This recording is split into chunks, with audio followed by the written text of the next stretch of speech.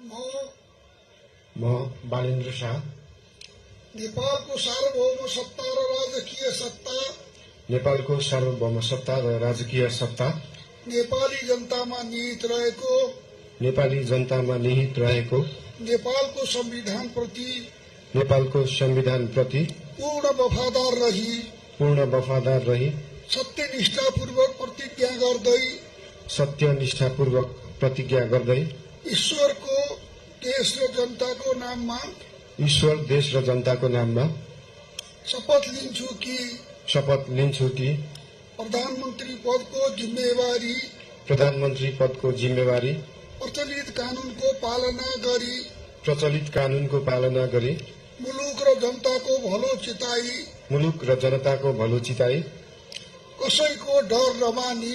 कसैको डर नमानी पक्षपात नगरी पूर्वाग्रह वा खराब भावना नलिई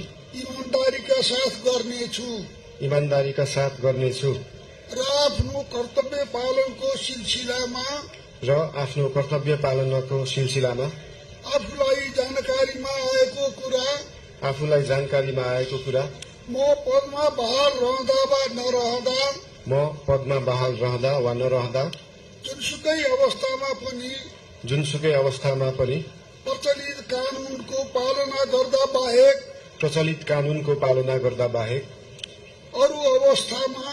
अरू अवस्थामा कुनै किसिमबाट पनि प्रकट वा संकेत गर्ने छैन। धन्यवाद। यसपछि नवनियुक्त सम्माननीय प्रधानमन्त्रीज्यूलाई आफ्नो आसनमा रही शपथ पत्रमा हस्ताक्षर गरिदिनु हुन अनुरोध गर्दछु।